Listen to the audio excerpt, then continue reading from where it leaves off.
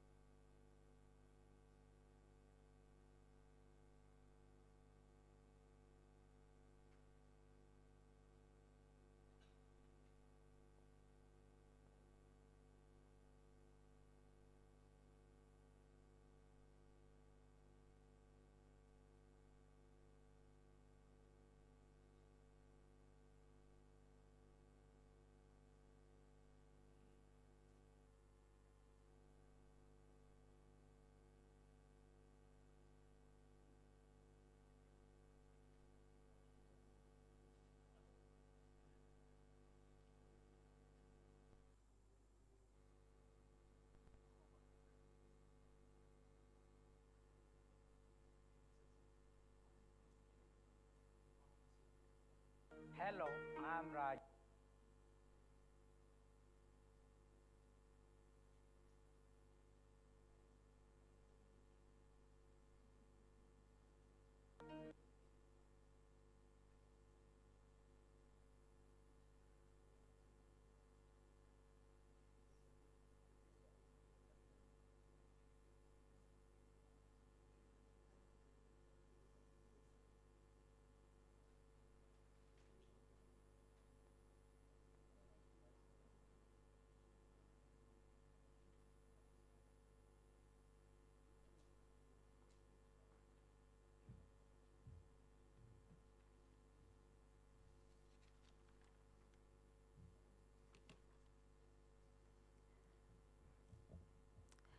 All right, so we will be playing the video in just a bit. So in the meanwhile, I'd like to welcome on stage Dr. Murali Srinivasan to please come forward, Head of Clinical Services and Consultant Neurology, Manipal Hospitals, to highlight the event for this evening. Everybody, can we all put our hands together and let's welcome Dr. Murali Srinivasan.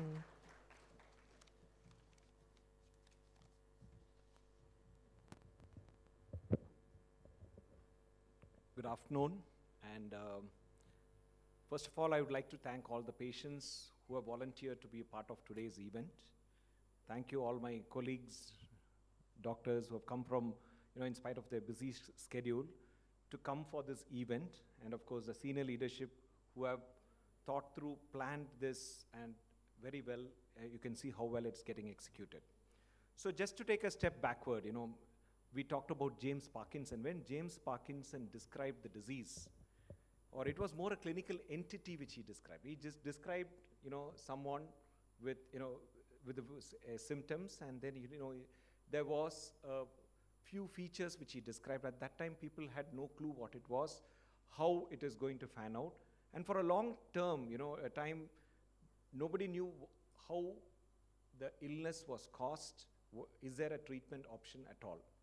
From there, we have come a long way today. Although, my previous speaker had said that it is not curable, today there is a lot of treatment options are available, which makes it, for a patient to be functionally normal for long periods of time, and also to have a very, very good quality of life. See, ultimately, all of us know aging is something which we all cannot stop. But if there is something which we can modify the quality of life, that's what we are looking at. And we are very happy that in Manipal hospitals, I have been associated as a neurologist for the last 20 years, and we were one of the pioneers to start, advanced treatment for Parkinson's disease. So, one of the things probably you would look at is something called as a deep brain stimulation, where, certain electrodes are put. My colleagues would talk about that. And way back in 2002, we, at Manipal hospitals, were the first to start that, probably in the state of Karnataka. And from then, we have, all the who's who of Parkinson today who are going to talk to you about that, how things have progressed, how illness has been, we are able to sort of, I won't say conquer the illness, but we are able to understand the illness better, so that we could offer the right treatment. Not that every patient who is on Parkinson would need DBS. Again, it's very, very important to choose the right treatment for the right patient. So that is what the integrated approach is about. It's not just alone that we have to integrate all of us, but also to choose the right treatment. So as you would know, that it's not a small problem. World over, about 10 million patients are affected with Parkinson's disease. And in India alone, I think, I was just talking to some of my colleagues, the estimate, although we may not have a right figure, it's about 200 to 300 in every lakh would have Parkinson's disease. Not every one of them would have disabling symptoms, but if it is identified early, started on the appropriate treatment, they do lead a normal quality of life for long periods of time. So once again, thank you all for coming together to create this awareness for our community, which will, not only help them understand the disease, but also seek the right sort of medical attention in the right place, so that their quality of life, not only for them, for also the caregivers, can be, much better. Thank you all, happy Parkinson's Day to everyone who have, come here to assemble to, address this noble cause. Thank you.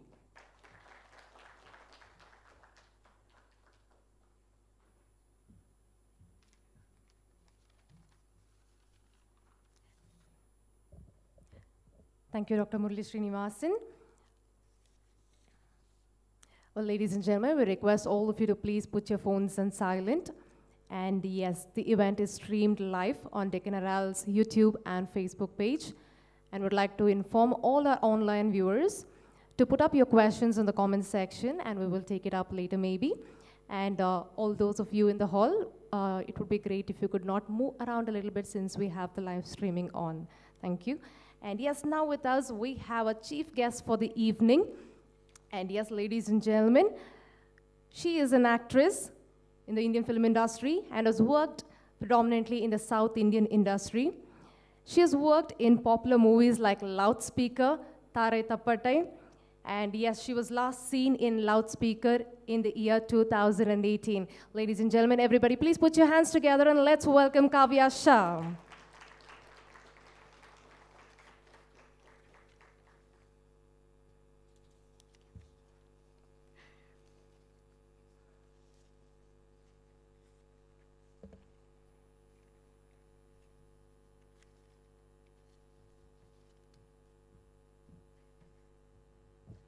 Good evening, ladies and gentlemen, and yes, thank you for that lovely introduction of mine.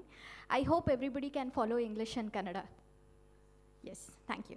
Okay, so yeah, I'm an actress. Yes, I act in Kannada and Tamil films. I'm also an international health and life coach. Yes, and talking in front of doctors, I'm nervous. But definitely, I would request you to be with me, make a connection with me, maybe your sister, your friend, or a daughter, or anything, so that whatever I talk over here, you can definitely relate with me. Okay? I see yallar hatranu water bottle idayala. Can you just take it and hold it in your hand, all of you? Anything, your phone, your water bottle, anything. Something. Okay. This is a normal activity. Correct, Allah? This is a very simple motor skill related activity. This also, if a person is not able to do it in day-to-day life, it is so difficult for that person. Allah? And for the people who are around him, the family members especially. And when we are talking about Parkinson's, when it comes to second to Alzheimer's anta ಹೇಳ್ತಾರೆ.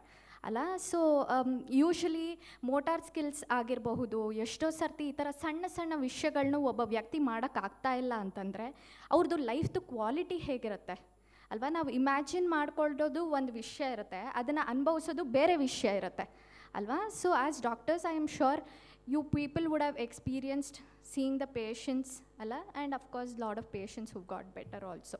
And definitely ಹೇಳ್ತಾರೆ brain is the CEO of our body ಅಂತ, CEO chief executing officer ಅಲ್ವಾ? So ಯಾರಿಗೆ ಯಂಗಾಗಿರಬೇಕು ಅಂದರೆ of course Murali sir ಹೇಳ್ದಂಗೆ ಎಲ್ಲರಿಗೂ ವಯಸ್ಸಾಗುತ್ತೆ. ಯಾರಿಗೆ ಯಂಗಾಗಿ ವಯಸ್ಸಾಗಬೇಕು, ಯಾರಿಗೆ ಹೆಂಗೆಂಗೋ ವಯಸ್ಸಾಗಬೇಕು, ಹೂ ವಾಂಟ್ಸ್ ಟು ಬಿಕಮ್ ಯಂಗಾಗಿ ಏಜ್ಫುಲಿ ಗ್ರೇಸ್ಫುಲಿ ಏಜ್ ಆಗಬೇಕು.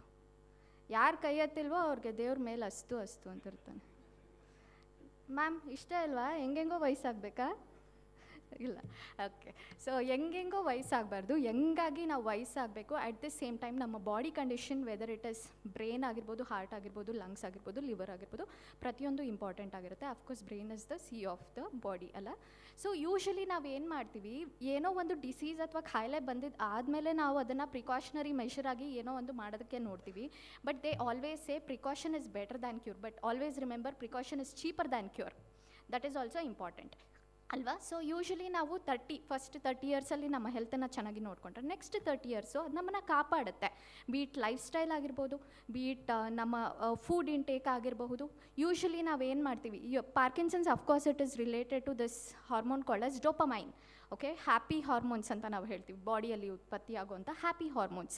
ಯೂಶಲಿ ನಮಗೆ ಏನು ನೋಡಿದ್ರೆ ಖುಷಿ ಆಗುತ್ತೆ? ಫ್ಯಾಮಿಲಿ ಜೊತೆ ಇದ್ದರೆ ಖುಷಿ ಆಗುತ್ತೆ, ಒಂದು ನಾಯಿ ಜೊತೆ ಮುದ್ದು ಮಾಡಿದ್ರೆ ಖುಷಿ ಆಗುತ್ತೆ, ಮಕ್ಕಳ ಜೊತೆ ಇದ್ದರೆ ಖುಷಿ ಆಗುತ್ತೆ, ಆಚೆ ಕಡೆ ಒಂದು ಪಾರ್ಕಲ್ಲಿ ರೌಂಡ್ ಹಾಕ್ಕೊಂಡು ಬಂದರೆ ಕೆಲವೊಬ್ಬರಿಗೆ ಖುಷಿ ಆಗುತ್ತೆ, ಕೆಲವೊಬ್ಬರಿಗೆ ಸಿನಿಮಾ ನೋಡಿದ್ರೆ ಖುಷಿ ಆಗುತ್ತೆ. ಕರೆಕ್ಟ್ ಅಲ್ವಾ? ಸಿಂಪಲ್ ವಿಷಯ. ಮುಂಚೆ ಆದರೆ ನಮ್ಮ ಲೈಫ್ ಸ್ಟೈಲ್ ಹೆಂಗಿರ್ತಾ ಇತ್ತು, 8 ಗಂಟೆಗಾದರೆ ಕರೆಂಟ್ ಹೊಟ್ಟೆ ಹೋಗ್ಬಿಡ್ತಿತ್ತು, ಚಿತ್ರಮಂಜರಿನೋ ಮಹಾಭಾರತನೋ ರಾಮಾಯಣನೋ ಏನೋ ಒಂದು ಬರೋದು DD1ಅಲ್ಲಿ, only 1 channel we used to have, we used to watch it and we used to sleep. Correct ಅಲ್ವಾ? ಊಟ ತಿಂಡಿನೂ ಹಾಗೆ ಇರ್ತಾ ಇತ್ತು, where in lot of nutrition was there in our food, be it omega-3 which is extremely important for our brain food ಅಂತ ಹೇಳ್ತಾರೆ omega-3, ಅದನ್ನು ನಾವು ಹೆಚ್ಚಾಗಿ ತೊಗೊಳ್ತಾ ಇದ್ವಿ. Protein of course which is extremely again important ನಮ್ಮ ಬ್ರೈನ್ಗೆ, ಅದನ್ನು ಕೂಡ ನಾವು ಚೆನ್ನಾಗಿ ಇನ್ಕ್ಲೂಡ್ ಮಾಡ್ಕೊಳ್ತಾ ಇದ್ವಿ. ನಾವು ಇಫ್ ಈ ಸಿ ಲಾಡ್ ಆಫ್ ನಮ್ಮ ಲೈಫ್ ಸ್ಟೈಲ್ ಚೇಂಜಸ್ ಆಗಿರ್ಬೋದು, ಫುಡ್ ಇಂಟೇಕ್ ಚೇಂಜಸ್ ಆಗಿರ್ಬೋದು, ಎಲ್ಲರ ಹತ್ರನೂ ಮೊಬೈಲ್ ಇದೆ. ಕರೆಕ್ಟ್ ಅಲ್ವಾ? ಎಲ್ಲರ ಹತ್ರನೂ ಅಮೆಝಾನ್ ಪ್ರೈಮ್ ಇದೆ, ನೆಟ್ಫ್ಲಿಕ್ಸ್ ಇದೆ, we keep watching it night over a night, ಇಡೀ ನೈಟ್ ವಾಚ್ ಮಾಡ್ತಾ ಇರ್ತೀವಿ. ಫೇಸ್ಬುಕ್, ಇನ್ಸ್ಟಾಗ್ರಾಮ್ ಎಲ್ಲದರಿಂದನೂ ನಮಗೆ ಎಷ್ಟೊಂದು ಸರ್ತಿ ನಾವು ಟೈಮ್ ಸ್ಪೆಂಡ್ ಮಾಡೋದೇ ಗೊತ್ತಾಗ್ತಾ ಇರಲ್ಲ ಅಲ್ವಾ? All these life style changes has definitely taken a tall on our health ಅಲ್ವಾ? ಸೊ ಈ ಥರದನ್ನು ಮೈನ್ಯೂಟ್ ಕರೆಕ್ಷನ್ಸ್ ನಾವು ಮಾಡ್ಕೊಳ್ಳೋದು ತುಂಬ ಇಂಪಾರ್ಟೆಂಟ್ ಆಗಿರುತ್ತೆ. ಅಫ್ಕೋರ್ಸ್ ಡೋಪಮೀನ್ ನಿಮ್ಮ ಬಾಡಿಯಲ್ಲಿ ಹೇಗೆ, ನಿಮ್ಮ ಒಂದು ಸಿಸ್ಟಮಲ್ಲಿ ಹೇಗೆ ರಿಲೀಸ್ ಮಾಡ್ಕೊಳ್ಬಹುದು ಅಂತ ನಾನು ಸಣ್ಣ ಪುಟ್ಟ ಪಾಯಿಂಟ್ಸ್ ಆಲ್ರೆಡಿ ಹೇಳಿದ್ದೀನಿ. ಎಷ್ಟೊಂದು ಜನಕ್ಕೆ ಟೈಮೇ ಇಲ್ಲ, ನನಗೆ ಎಕ್ಸಸೈಸ್ ಮಾಡೋಕ್ಕೆ ಟೈಮ್ ಇಲ್ಲ, ನನಗೆ ಫ್ಯಾಮಿಲಿ ಜೊತೆ ಟೈಮ್ ಸ್ಪೆಂಡ್ ಮಾಡೋಕ್ಕೆ ಟೈಮ್ ಇಲ್ಲ, ಏನಕ್ಕೂ ಟೈಮ್ ಇಲ್ಲ ಅಂತಾರೆ. ಇಟ್ ಇಸ್ ನಾಟ್ ಟೈಮ್ ಇಲ್ಲ, ಎಲ್ಲರಿಗೂ 24/7 ಅವರ್ಸೇ ಇರೋದು, ಟೈಮ್ ಮ್ಯಾನೇಜ್ಮೆಂಟ್ ಗೊತ್ತಿಲ್ಲ ಅಷ್ಟೇ.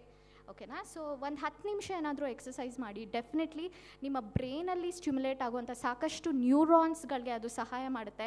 Weather it is other happy hormones also, oxytocin, dopamine, beat, serotonin, endorphins, lot of good things will happen if you exercise. Eat well, yes, ಚೆನ್ನಾಗಿ ಊಟ ಮಾಡಿ, ಹಣ್ಣು ತರಕಾರಿಗಳನ್ನು ಜಾಸ್ತಿ ಇನ್ಕ್ಲೂಡ್ ಮಾಡ್ಕೊಳ್ಳಿ, omega-3 ರಿಚ್ ಫುಡ್ಸ್ನ ಇನ್ಕ್ಲೂಡ್ ಮಾಡೋದು is extremely important. Of course water intake, sleep is also an important thing. ಅದರಿಂದ ಕೂಡ ಸಾಕಷ್ಟು ನಮಗೆ ಒಳ್ಳೆ ಬೆನಿಫಿಟ್ಸ್ ಆಗುತ್ತೆ. ಫೋನ್ನ ಚಾರ್ಜ್ ಹಾಕೋದು ನಾವು ಮರೆಯಲ್ಲ, ನಮ್ಮ ಬಾಡಿನ ರೀಚಾರ್ಜ್ ಮಾಡದೇ ಇದ್ದರೆ, ನಮ್ಮ ಬಾಡಿನ ಚಾರ್ಜ್ ಮಾಡದೇ ಇದ್ದರೆ ಅಲ್ವಾ? So sleep is also an extremely important factor. And I would like to congratulate Manipal hospitals, ಯಾಕೆಂತಂದರೆ I was just reading about DBS, the deep brain stimulation, right? So, and of course Dr. Bhavna here, I was listening to her voice note also, ಹೇಳ್ತಾ ಇದ್ರು ಒಂದು remote control ಹೆಂಗೆ ಒಂದು ಟಿವಿನ operate ಮಾಡುತ್ತೆ, ಹೇಗೆ ಅದು ನಮ್ಮ ಬಾಡಿಗೆ, ನಮ್ಮ ಸಿಸ್ಟಮ್ಗೆ ಹೇಗೆ ಸಹಾಯ ಮಾಡುತ್ತೆ ಅಂತ. And I really want to applaud all the doctors and the Manipal hospitals for bringing it up as like a boon ಅಥವಾ ಬ್ಲೆಸ್ಸಿಂಗ್ ಥರ ಅಂಥ ಪೇಷಂಟ್ಸ್ಗಳಿಗೆ. ಯಾಕೆಂತಂದರೆ ಯೂಶಲಿ ಎಷ್ಟೋ ಸರ್ತಿ ಆ ಥರ ಒಂದು ಡಿಸೀಸ್ ಬಂದಿದೆ ಅಂದಿದ ತಕ್ಷಣವೇ ಮನೆಯಲ್ಲಿ ಕಡೆಯಾಗಿ ಒಂದು ಮೂಲೆ ಸೇರ್ಕೊಂಡು ಬಿಡ್ತಾರೆ ಆ ಜನರಾಗಿರ್ಬೋದು, ಆ ಥರ ಡಿಸೀಸ್ ಬಂದಿರೋರಾಗಿರ್ಬೋದು. ಯಾರು ಬೇಡ, ನಮ್ಮ ಹಿರಿಕರೇ ಅಂದರೆ ನಮ್ಮ ಎಲ್ಡರ್ಲಿ ಪೀಪಲ್ಲೇ ಒಂದು ಮದುವೆಗೆ ಹೋದರೆ ಯಾವುದೋ ಪಾಪ ಮೂಲೆಯಲ್ಲಿ ಕೂತಿರ್ತಾರೆ, ನಾವು ಯಂಗ್ಸ್ಟರ್ಸ್ ಎಲ್ಲ ಏನೋ ಸೆಲ್ಫಿ ತೆಕ್ಕೊಂಡು ಮಜಾ ಮಾಡ್ತಾ ಇರ್ತೀವಿ, ಮಕ್ಕಳೆಲ್ಲ ಓಡಾಡ್ತಾ ಇರ್ತಾರೆ. ಯು ಕ್ಯಾನ್ ಇಮ್ಯಾಜಿನ್ ಎಲ್ಡರ್ಲಿ ಪೀಪಲ್ದೇ ಆ ಥರ ಕಂಡೀಷನ್ ಇದೆ ಅಂದರೆ ಪಾರ್ಕಿನ್ಸನ್ಸ್ ಬಂದಿರೋಂಥ ಒಬ್ಬ ವ್ಯಕ್ತಿದು ಕಂಡೀಷನ್ ಇನ್ನೂ ಹೆಂಗಿರುತ್ತೆ. I really want to congratulate Manipal hospitals and of course Deccan Herald for arranging this wonderfully beautiful meeting, and I'm so very glad and I'm really very happy that people who are having Parkinson's or ಮುಂದಕ್ಕೆ ಏನಾದರೂ ಈ ಥರ issue ಬರೋವಂಥವ್ರಿಗೆ ಈ ಥರ ಒಂದು ಒಳ್ಳೆ medical ಫೆಸಿಲಿಟಿನ, ಈ ಥರ ಒಂದು ಒಳ್ಳೆ ಟ್ರೀಟ್ಮೆಂಟನ್ನು ಅವ್ರು ತೊಗೊಂಡು ಬಂದಿದ್ದಾರೆ ಅಂತಂದರೆ I really want to congratulate all the doctors. And of course ಹೇಳ್ತಾರೆ ವೈದ್ಯೋ ನಾರಾಯಣ ಹರಿಹಿ ಅಂತ, and definitely I'd like to thank all of you for your noble service which you people did during the pandemic situation also. And I would like to thank Deccan Herald and of course Manipal hospitals for giving me this wonderful opportunity, and all the very best to all of you.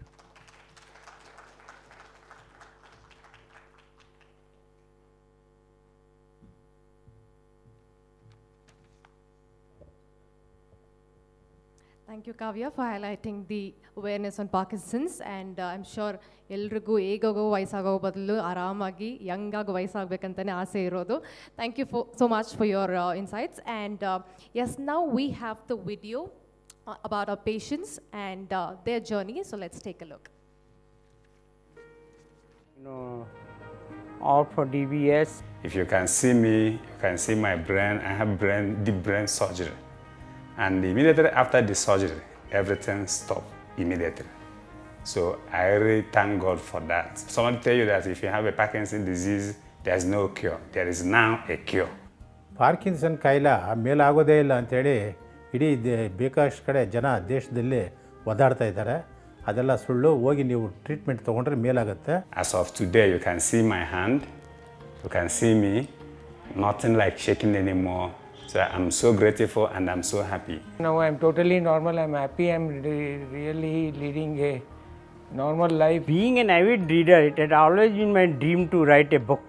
So I thought, let me write about my Parkinson's experiences. I wrote the book titled Destination Unknown, My Journey with Parkinson's.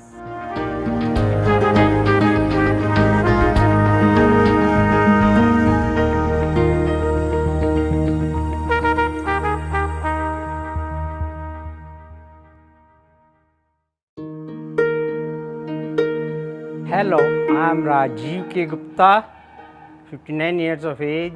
I used to be very happy-go-lucky and very active person working for an IT company. In 2013 or so, my left hand stopped moving, while I walked it stopped swinging, and it became difficult to kind of, do anything with my left hand. Though I was able to drive, but it was becoming more and more difficult. My name is Mr. Uche Ike. I'm a Nigerian in West Africa. I witnessed this problem for over 5 years ago. All my hands are always shaking. I tried very many medicines, many times all over, but it's not possible. It's getting worse. I'm Siti Prakash, age 59 to 60 years, and I was in Bombay, joined Tata Power in 1987. He was actually a very active person when he was in service at Tata Power Bombay. He was very involved in all the club activities and professionally also doing very well. And suddenly we were attacked by this Parkinson's disease, which really floored us and we didn't know what to do. ನನ್ನ ಹೆಸರು ಸುಬ್ರಹ್ಮಣ್ಯ ಅಂತ. ನನಗೆ 64 ವರ್ಷ. ಸುಮಾರು 8 ವರ್ಷ ಆಯಿತು ನನಗೆ Parkinson disease ಬಂದು. ಮೊದಲಲ್ಲಿ ಕಾಫಿ ಲೋಟ ಇಟ್ಕೊಂಡ್ರೆ ಸ್ವಲ್ಪ ಅಲ್ಲಾಡೋದು, ಮತ್ತು ನಡೆಯೋಕ್ಕೆ ಹೋದರೆ ಎಡೋ ಹಂಗಾಗೋದು, ಮೆಟ್ಲತ್ತೋದು ಕಷ್ಟ ಆಗೋದು, ಬೆಳಗ್ಗೆ ಹೊತ್ತು ಅಲ್ಲುಜ್ಜಬೇಕಾದ್ರೆ ನಿಂತ್ಕೊಳ್ಳೋಕ್ಕೂ ಆಗ್ತಿರಲಿಲ್ಲ. ಈ ಥರ ಪ್ರಾಬ್ಲಮ್ ಶುರುವಾಯಿತು. ನನ್ನ ಹೆಸರು ವೆಂಕಟೇಶಪ್ಪ ಅಂತ. ನಮ್ಮ ಹೆಂಗಸರು ವಿಜಯಪ್ರಭಾ ಅಂತ, ಅವರು ತುಂಬ ಆ್ಯಕ್ಟಿವ್ ಆಗಿದ್ದರು. ಅವರು ಜಿಲ್ಲಾ ಪಂಚಾಯತಿ, ತಾಲೂಕ್ ಪಂಚಾಯತಿ, ಗ್ರಾಮ ಪಂಚಾಯತ್ ಚುನಾವಣೆಗೆಲ್ಲ ನಿಂತು ಭಾಳ ಆ್ಯಕ್ಟಿವಾಗಿ ವರ್ಕ್ ಮಾಡ್ತಾಯಿದ್ರು. ಮನೆಯಲ್ಲೂ ತುಂಬ ಚೆನ್ನಾಗಿ ಕೆಲಸ ಮಾಡಿಕೊಂಡು ತುಂಬ ಇದರಲ್ಲಿದ್ದರು. ಆದರೆ ಏನಾಯಿತು, ಒಂದಿನ ಏನಾಯಿತು, ಇದಕ್ಕಿದ್ದಂಗೆ ಕಾಲು ನೋವು ಅಂತ ಶುರು ಮಾಡಿದ್ರು. ಮಂಡಿ ನೋವು ಇದಾಗ್ತಾಯಿದೆ, ಕಾಲು ನೋವು ಅಂಥೇಳಿ. ಆಮೇಲೆ ಹಿಂಗೆ ಕೆಲವು ಡಾಕ್ಟ್ರುಗಳ ಹತ್ರ ಅಲ್ಲಿ ಹೋಗಿ ಟ್ರೀಟ್ಮೆಂಟ್ ತೊಗೊಂಡ್ರಿ. ನಾವು ಟ್ರೀಟ್ಮೆಂಟ್ ತೊಗೊಂಡ್ರೂ ಏನೂ ಅದರಿಂದ ಇದಾಗಿಲ್ಲ. I'm very lucky to have kind of come upon the right team in Manipal hospital. My in-law, one of my in-law recommended me to go to India, that I should go to Bangalore. There's a hospital called Manipal Hospital, to go there for my surgery. Operation ಟೈಮಲ್ಲೂ ಅಷ್ಟೇ ಭಾಳ ಜನ ಭಯ ಬಿದ್ದರು. ಭಯ ಬಿದ್ದ ಪೇಷಂಟ್ನೂ ನೋಡಿದ್ದೀನಿ, but ಅದ್ರ ನೆಸೆಸರಿ ಇಲ್ಲ. Because of the progression of the Parkinson.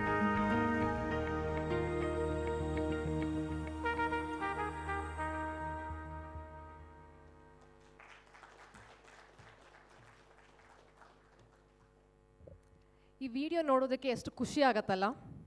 S oh no? Yes, do you all feel happy looking at the video? I feel very happy. ಏನಂದರೆ ಎಷ್ಟು ಖುಷಿಯಾಗಿದ್ದಾರೆ. So they are overcoming the disease. ಅಂದರೆ they feel so happy. Book ಬರೀತಾ ಇದ್ದಾರೆ, they are coming out and doing so many things ಅಲ್ಲ. And yes, I may not be the right person. ನನಗೇನಂದ್ರೆ very limited knowledge about the Parkinson's disease. So ನಮ್ಮ ಮಧ್ಯದಲ್ಲಿ ಇವತ್ತು we have our experts. And yes, they are going to come here and tell us what it is all about. So yes, to talk about the signs and symptoms of Parkinson's, medical management and the technical aspects of the same. So idar elladra bagge tiliyodakke we have our experts with us. First up, ladies and gentlemen, please put your hands together and let's welcome our first panelist, Dr. Prasanth L K, consultant neurology, Parkinson's disease and movement disorder specialist, Manipal Hospital, Millers Road. With a big round of applause, let's welcome him up on stage, everyone. So Dr. Prasanth L K, He currently runs exclusive Parkinson's disease and movement disorder clinic in Bangalore. And yes, Dr. Prasanth L K is an active member of Parkinson's Research Alliance in India and is a principal investigator for Pan-India study on genetics of young onset Parkinson's disease and Pan-India Registry of Progressive Supranuclear Palsy. He is a member of the Global Parkinson's Genetics Program, the goal of which is to facilitate the understanding of genetic architecture of Parkinson's disease across the globe. He has multiple publications in various national and international journals over the last 2 decades with a H index of 24 plus and an I-10 index of 30 plus. Everybody, can we all hear it up one more time for Dr. Prasanth L K. And yes, for this session, second panelist, we have Dr. Kiran S. Khanapure. With a big round of applause, he's the consultant, Neurosurgery, Manipal Hospital, Millers Road again. Dr. Kiran is a consultant in the Department of the Neurosurgery, and he's completed his MBBS from Bangalore Medical College, and yes, is in Neurosurgery and from the National Institute of Mental Health and Neurosciences, NIMHANS. And after finishing his FSSN Fellowship in the Functional and Stereotactic Neurosurgery from London, he's also done a fellowship in epilepsy surgery from the LHAC, Canada. He also holds a special interest in neuro-oncology, stereotaxy, functional and epilepsy surgery, surgery for Parkinson's disease and tremors in the minimally invasive spine surgery. Everybody, let's all hear it up with another big round of applause for Dr. Kiran. Up next, we have Dr. Manjunath Mahadevappa, consultant neurologist and movement disorder specialist, Manipal Hospital, Old Airport Road. Yes, he is a senior consultant neurologist at the Manipal Hospital. He's graduated DM degree in neurology from prestigious NIMHANS Bangalore, Institute of National Importance. He was best outgoing resident with gold medal. He got fellowship in movement disorders from the same institute. He was also awarded with the Young Neurologist Award from American Academy of Neurology. He has expertise in deep brain stimulation, botulinum and toxin therapy, and treating various movement disorders. He has many national and international publications. He has given talks in many conferences as well. Everybody, for the 3 doctors up here on stage with us, can we all hear it up with a big round of applause? All right, also to join us on stage with us, we have a patient. Can we have Mr. Hirannaya to please join us on stage?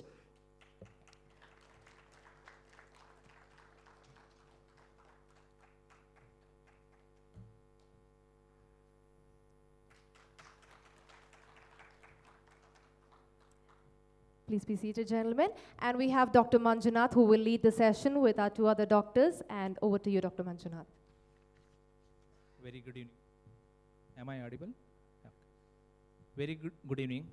At the outside, I would like to congratulate Manipal Hospital and Deccan Herald for creating this opportunity to increase the awareness on this day, which is very special today. So this reflects Manipal Health Enterprises being one of the biggest sector in India. It is not only concentrating on therapeutics, it is also involved in increasing awareness about the public education. This is one of the best example, like that so many things have been conducted earlier, but with respect to the Parkinson's disease, from the movement disorder specialist and also from the patients and the caregiver, I would like to congratulate Manipal Health Enterprises and also Deccan Herald. So as you know, today is the April 11th, the World Parkinson's Day. As already many speakers have told, James Parkinson's, from where the history of this Parkinson's is started, as per the documents available. I think earlier a lot of work was done and we conducted MDSA. There was a different histories. Dr. Guru Prasad did a lot of work in that aspect. So today, in this Parkinson's disease, we have a theme and we have a symbol. As you see, all of you would have seen, there is a flower. There is a tulip flower. This was the flower, the red tulip color with the white fringe. This was given by a Parkinson's disease patient. His name is J.S.W. van der Weber. He is a Dutch patient. He was a horticulturist. So he cultivated this plant, and this flower was dedicated for James Parkinson's on his birthday. That is the anniversary year, that is on the April 11th. That is the history behind this one. It was presented long back in 1980 only as given to the world, but officially it was accepted in 2005 by the World Conference of Parkinson's Disease in Luxembourg. So with this background of the theme of Parkinson's disease, as they told, it is the integrated approach. It is not only the pharmacological, it is the mental health, the physical health, the speech, language, and the care from the patient caregiver. This all comprises the patient management. So that's how the final outcome of the patient we can see. So with this background, we are now having a panel discussion with my other two colleagues, Dr. Prasanth and Dr. Kiran, our patient who will be sharing with his experience, and also we have his caregiver who will be calling and to share their experience. So the purpose of doing this panel discussion is, as we know, the prevention is better than cure. The understanding the concept, removing the misconception, clarifying the concept is very important in the background of the Parkinson's disease. On that background, we'll be discussing what are the myths, what are the symptoms of Parkinson's disease, how to manage, and the first in the panel one, the panel two, it will continue with our next session. So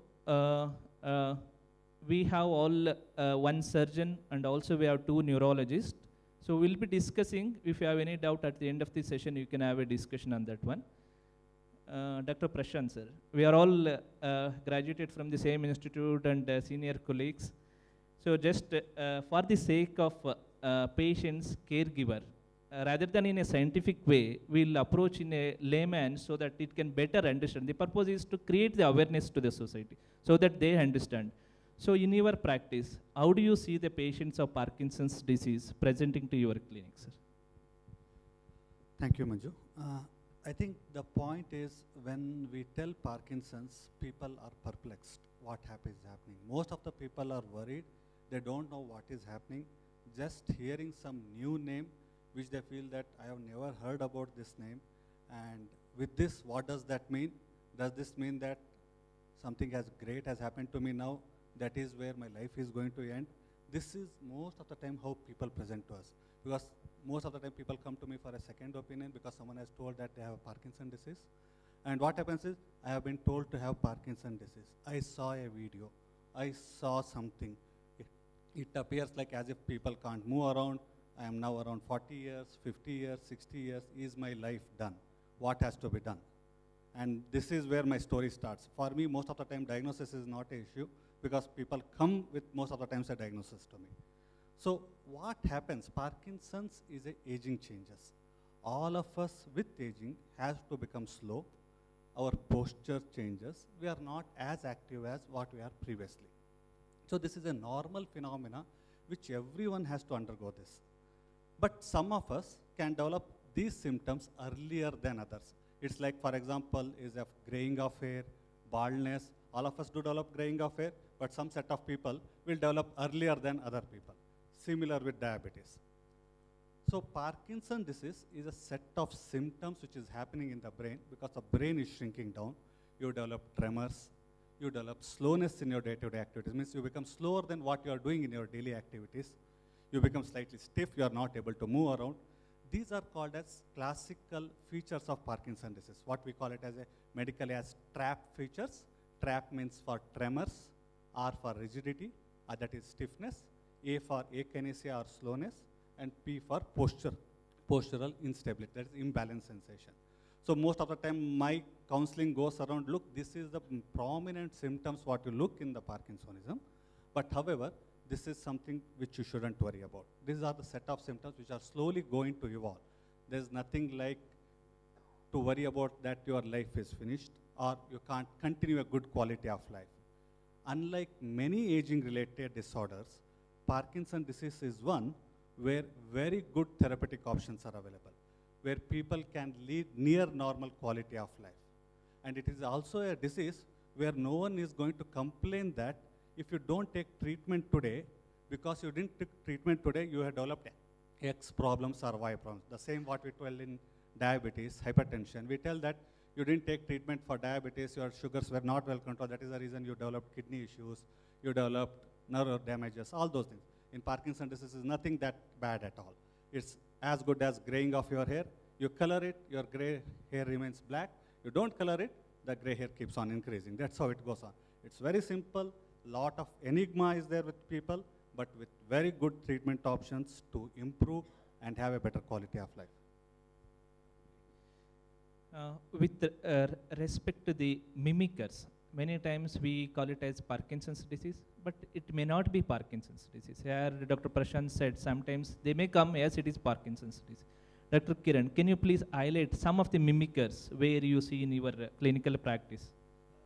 Like Prasanth was saying, Parkinson's disease is pretty much of a very insidious onset. It kind of catches on you and grows upon you, and most of the times you're really not picking up. It might be, if you look at all the symptoms of Parkinson's, either the slowness or the shaking, all these are possibly what you would recognize in any elderly individual. So it's quite insidious. Sometimes they can come in with something as innocuous as a frozen shoulder, decreased movement of the arms, and they might develop a frozen shoulder, difficulty in moving the shoulder, and that is when it starts. Or they might just present with stiffness, manifesting as just back pains and reduced motion and things like that. But when we look at other mimics, which are more important from a medical standpoint, you're looking at other diseases which initially start with very similar features, either like multisystem atrophy, MSA, or PSP, progressive supranuclear palsy, or even things as simple as stroke can present, multiple small infarcts in the brain can present with something that we call as a vascular Parkinson's. They mimic pretty much of a Parkinson's syndrome, but what we are looking at is pretty much of what we call as idiopathic Parkinson's or Parkinson's, which does not have a specific reason. All these other things are pretty much of what we consider as mimics, either Lewy body disease or MSA, PSP. All these are the common mimics that come up in diagnosis, but it can present pretty much with very simple diagnosis of clinical features or symptoms. I totally agree with you, sir. Just to clarify everyone, the Parkinsonism is different, Parkinson's disease is different. Parkinsonism is an umbrella word. The major twig is Parkinson's disease. There are many mimickers like progressive supranuclear palsy. The other reasons what Dr. Kiran has narrated, they are all the mimickers. So as the natural course of the disease moves on, as the patient comes for regular follow-up, maybe sometime later, maybe 4 years, 5 years, 6 years later, then we diagnose whether it is Parkinson's plus disease or it is a Parkinson's disease. Parkinson's disease, as you said, you will be having the same classical features and it will be slowly progressive. Parkinsonism, or that is Parkinson's plus disease patient, they will be having a rapid course of diseases. Generally, there are some of the red flag symptoms which we see in our clinical practice where the patient come with that one. Can you please summarize me, sir? Just red flag symptoms where it mimics like other Parkinson's plus. Look, any person coming with slowness, stiffness, we call it as Parkinsonism. And we look for red flags. Red flags means when we should look away from Parkinson's disease and consider alternative diagnosis, or we should investigate them for more. Examples of these symptoms would be if you start having balance issues very early, tending to fall. Most of the time people tend to fall backwards when they are walking. That is where the concern comes for us. Second is people start having memory issues. Usually in Parkinson's disease, we don't expect to have memory issues early in the Parkinson's disease at all. Most of the time you develop memory issues after 15 years, 20 years of the disease onset. So if you develop memory issues early enough, then that is a red flag for us. Then people may have what we call it as autonomic dysfunction. Autonomic dysfunction means when you sit and get up, you feel dizzy sensation because your blood pressure is dropping down. Your blood pressure is different when you're lying down, and your blood pressure is different when you're standing up. People can have early bladder issues, means urinary urgency, dribbling of urine. These are all called as red flags for us. In addition, we should also look for any other associated reasons. Most of the time, what I look is people, are they taking any over-the-counter medications? Especially it comes to acidity, antacids, they take it. Usually, some of the antacids, many people, they never reveal to us. They feel that this is not important. There is no need for us to show to the doctor as such. This is something which I take it from the counter. But some of the over-the-counter medication, especially what we take for acidities, they cause Parkinsonism. It's very important to look for these medications. In addition, some people may be having some infections, fevers, some other medications they may be having, or as Kiran was pointing out, people can be having some high risk for strokes or recurrent strokes. So these can cause Parkinsonism. So we should look for all secondary causes. Anything which can cause other issues, anything which can cause dysfunction of the certain part of the brain can cause Parkinsonism, including as simple as your body sodium levels going down. That is very common in elderly people. They have one vomiting or one fall, their sodium level drops and they develop Parkinsonism symptom. We should keep an eye for all of those things and work around those. So, in this background, the role of the patient and the caregiver is also important. They have to give proper medical details, what all the medical disease they are suffering, what all the medication they are taking, whether it is allopathic, homeopathic, whatever their occupation, professional, all these things, proper clinical details, providing these things are also important for the proper diagnosis. At the end of the day, the patient will get a benefit. See, always we see the Parkinson's disease as an iceberg. In the beginning, we see it as a Parkinson's classical. It may deviate in any way. Sometimes it may mimic in a different way that even the treating physician can be surprised. So that's why in this aspect, the caregiver and the patients is also very important. As Dr. Prasanth has suggested, antacids, it is over the counter. Many of us will be taking. Sometimes we may not consult a doctor, we go and take. Not all antacids. There are some medications which are anti-dopaminergic, especially levosulpiride. Especially whenever you are taking that, you should be very cautious and you should be in touch with a consultant. Without prescription, over the counter, please avoid taking this kind of medications. And also, there are so many herbal life products, herbal medications, homeopathy, Ayurvedic, all these things, whatever you are taking, please give a proper information. That's what is the most important for the management. So, next moving on, the other concept is the genetic. Many times the patient, when it comes, if he is a young fellow, he will be very worried whether my children are still young, they are going to 4th standard, 5th standard, whether they will get. Or the patient is already retired, 65, 70 years, now he gets a Parkinson's, he is worried whether my grandson will get affected, my son will get affected. So with respect to the genetics, how often do you see the Parkinson's disease with the genetics? Kiran. The question on genetics is very relevant in the sense that most of the patients that I operate on, they have this tendency to ask for whether can I transmit this to my relatives or my children and stuff like that. Realistically, genetics plays a very small component, small role in PD itself or Parkinson's disease. Probably it just amounts to probably around 5 to 8% of all Parkinson's patients. That's like 1 in 20 of all the Parkinson's patients. So generally, all these are a rarity. They are, they're usually present at a younger age. They tend to progress more rapidly. You tend to look for genetics on a routine. You don't tend to look for genetics on a routine basis. You tend to look for it when there are all of these other features. Either it turns on very young, there is a family history which is significant. You have 2 or 3 people in the family that have similar features, or you know of a relative who's died with similar features. So genetics plays a really small component, and a large part of it is pretty much sporadic or idiopathic, where we don't have any known connection or connectivity with genetics itself. Yes. So during the clinical evaluation also, the genetic test for Parkinson's, suspected case of Parkinson's disease, in a classical case, it is not regularly recommended. Only when there is a young onset of the Parkinson's disease, when there are some mimicker or contradicting symptoms, or when the family is desperately wants to know that one, then it makes the role of the genetic test. Not all the patients with the the Parkinson's disease, we ask for genetic test. Many times, even if convincing the family, it is sporadic, it happens because of the degeneration of the nerve cells. His father is already 65 or 70 years. It is a neurodegenerative. Sometimes, many times, children do come and privately consult and ask us, can you get the genetic test? See, even if it is a genetic disease, as a take-home message, there is no preventive things. Even if you want to come to know that, yes, it is a genetic disease, at the end of the day, the lifestyle makes the general whatever the lifestyle, whatever we practice for all our general health is the best treatment for this one. So unnecessarily going for genetic test and knowing is not recommended in a regular practice unless the treating moment disorder specialist or a experienced neurologist in that field recommends it.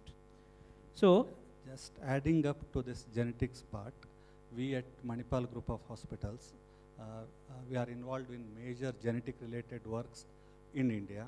We are part of multiple global teams where we are working on, because we don't know why Parkinson's disease is happening. Because as Kiran was pointing out, we have only about 5% of the patients where we know what is the genetics playing a role here. Most of the Western literature, Western finding on genetics is not holding good for the Indian subset of patients. There are a couple of global genetic projects what we are involved is. One is the genetics of young onset Parkinson's disease, where we are looking for genes which are involved in all young onset patients in India, and we have published about 800 to 1,000 patients data in last. This is one of the biggest publications in the globe.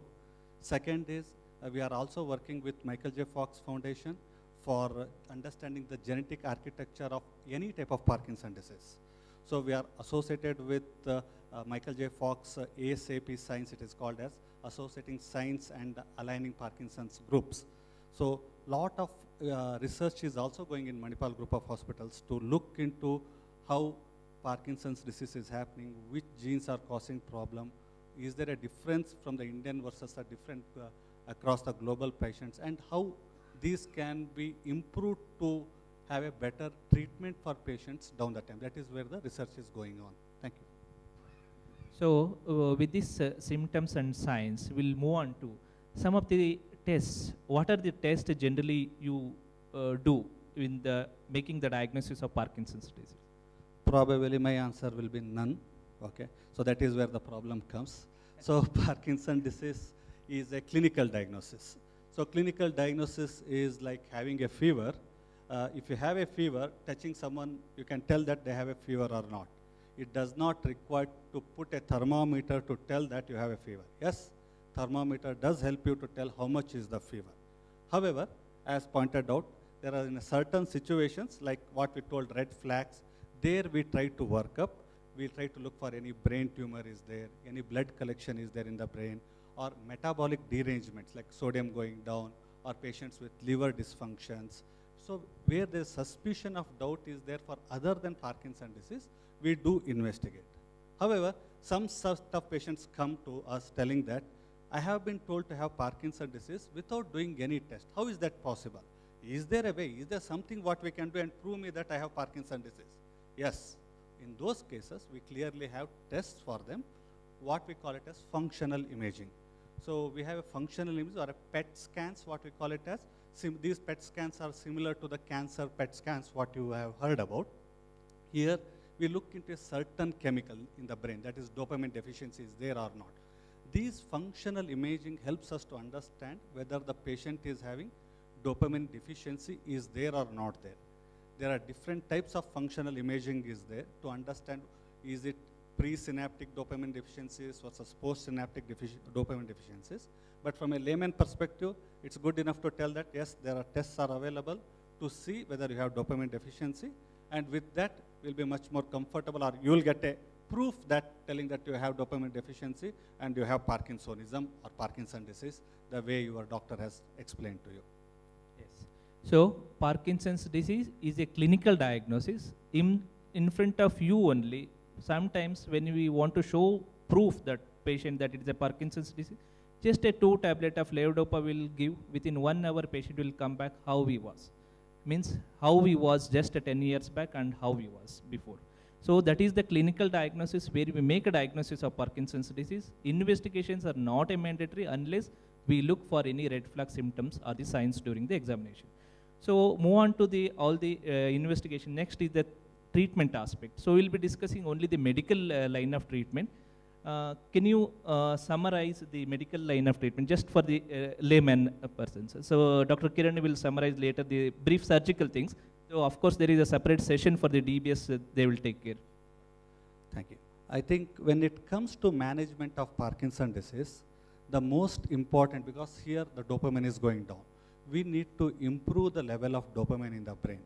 The first and foremost, when people come to us in early symptoms, we are not worried about giving medications.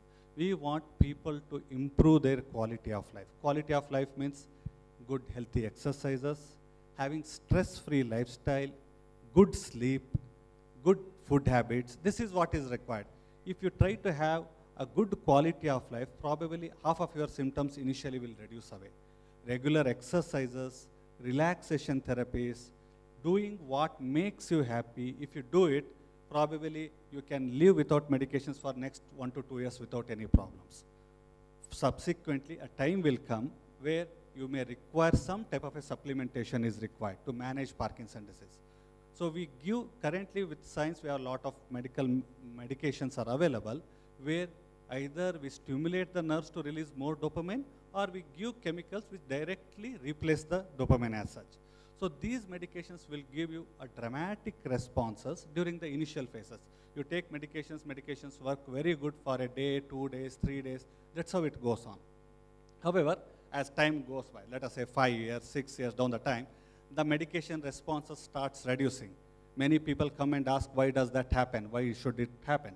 That is because the medications what we are giving is not cure, neither we are stopping the progression of the Parkinson's disease. It is what is changing over a period of time.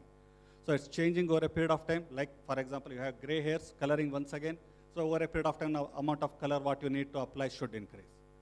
The other way around also, I give an alibi when I speak to many of my patients is, it's like having a new phone. You have a phone, you take a new phone, you charge it. The first few months or one charge may last for about a day, 2 days. It runs without any problem. However, few months down the line, let us say 6 months to 8 months, you require to have 2 times the charge. Then after a year, you may require to have multiple charging in a time. So that's how the medication requirements keeps on increasing as time goes by.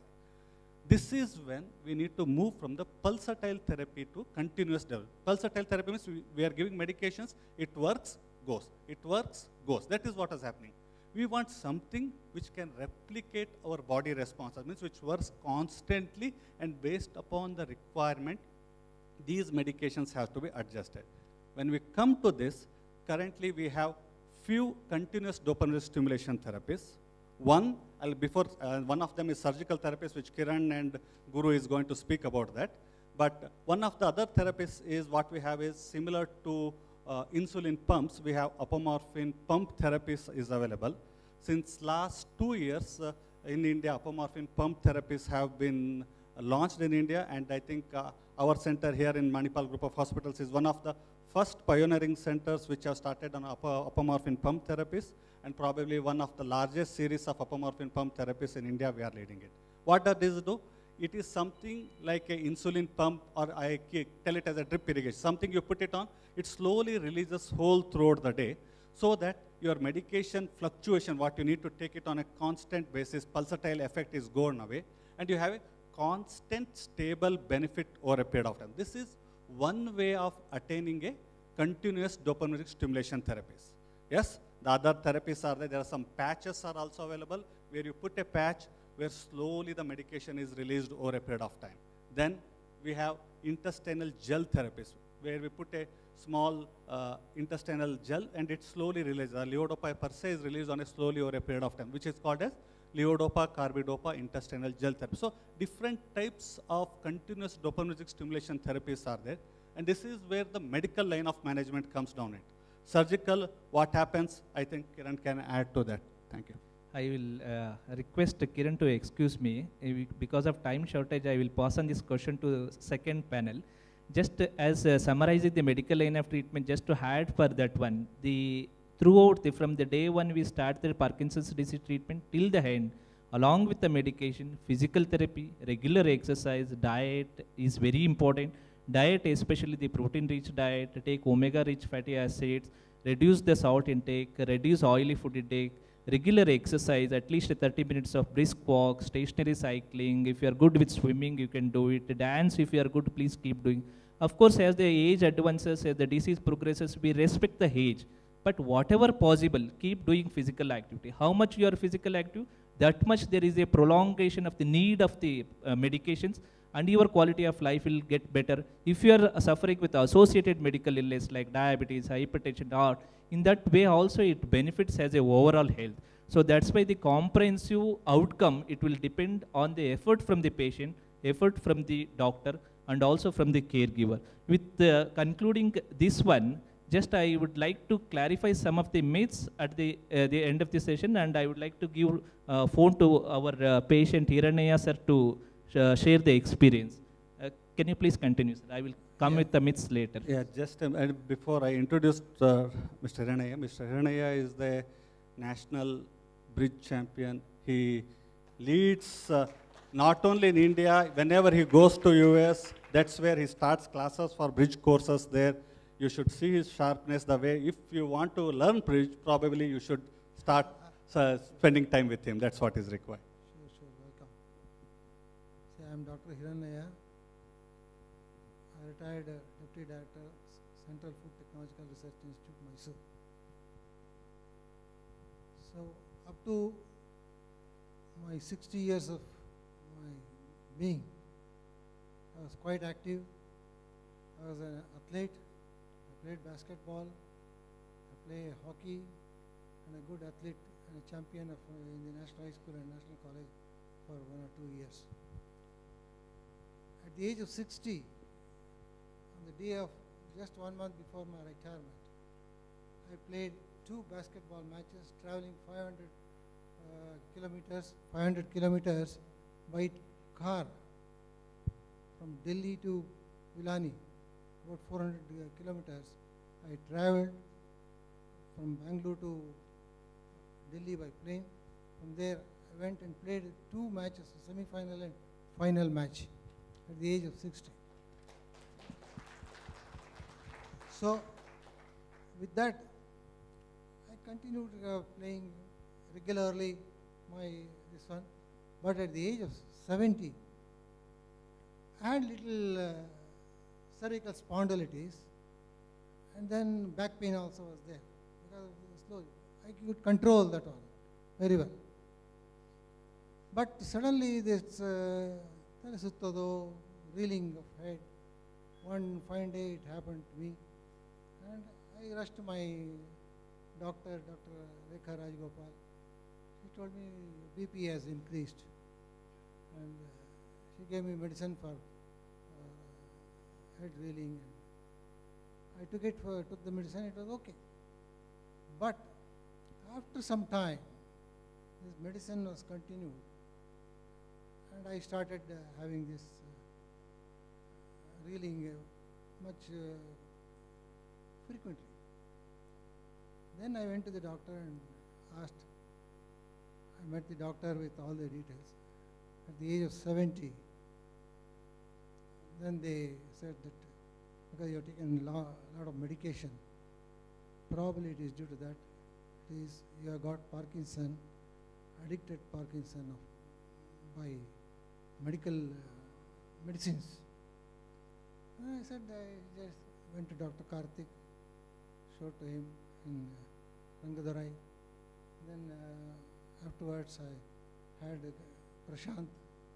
Prasanth gave me very good advice.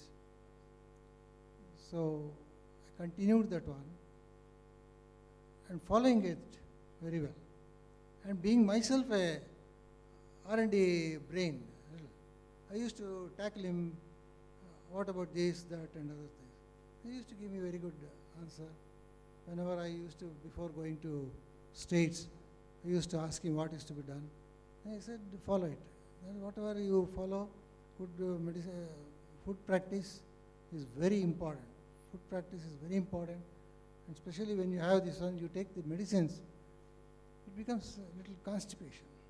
You have to control that one, how it gets.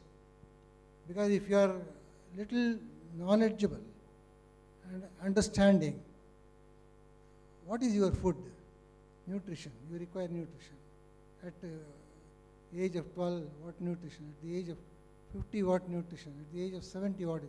Accordingly, you follow that one and have your good diet practice.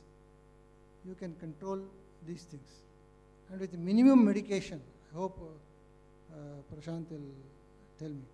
He is giving me minimum medication, that's what he said. And of very recently, just a year back, he increased it some other medicine. But I am feeling much better. I do my activities myself without any support. I do the water for gardening, and I even today drive my vehicle. So all these activities, my telling for my colleagues of PD, what I would like to tell is, be active. It's a part of your this one. It will pop up just like your fever. When you get a fever, it will pop up in your somewhere, and you will get, oh, today my friend is coming here. I am your friend. I am not going to leave you. So today that will come to you as a friend. Tomorrow PD will be your friend, your companion. You can travel along with pleasure, because it's not going to affect you in any way. You may shake your hand like this, so that doesn't matter, but you have to be active. I still request my PD colleagues to be very active in your brain all the 24 hours. That means to say when you are sleeping. When you are sleeping, you should get a lot of dreams. If you don't get, your mind is not active. Like this, even with one discussion I had with Prasanth, this flow of blood is just like flow of electricity. It requires electrons. So you should discuss with your friends, with the bioengineering, bioelectronics people, that you consider each part of your, I have a thigh muscle, I have a forehand muscle. So what does it require? How much of energy that it has to flow into that one to be normal? So if you calculate the normal flow of electricity to your hand, to your leg, or to your chest, so you make a standardization of this one and convert that, you make a sort of an electronic hat. Instead of cutting all these things, you put a electrode inside, and that will monitor the complete electricity of your flow of electricity, flow of electrons in your nervous system. Absolutely, sir. And thank you so much for giving us some great insights. I'm sorry. Yes, I'm sir. sorry. This is the point I wanted to say. And with that one, I request all my PD colleagues to be very happy and be cheerful. And I thank the... One point, one big round of applause to Dr. Iranaya, mainly because he stays alone, he looks after himself. He is taking education needs of some needed people. He's a dramatic person. You should speak to him sometime to get much more insights into how he leads his life. You do get a lot of how a person with Parkinson's disease, sometimes that positive inputs which are required, positive attitudes, you can learn from him as such. Thank you. One more big round of applause to Dr. Iranaya. Thank you. I thank the Manipal Hospital and the doctors here present to give so much encouragement to me to think of this and help people. So I am ready to help people who are in requirement. Thank you very much. Thank you so Thank much. you. Thanks a Dr. lot. Iranaya. Thank you. Thank you very much. And now I'd like to thank our panelists in a very special way for giving us some really great insights. Thank you so much, gentlemen, for joining us on stage. Everybody, can we hear it up with a big round of applause to Dr. Prasanth, Dr. Kiran, and Dr. Manjunath. And Dr. Manjunath for leading the discussion as well. Thank you very much for joining us.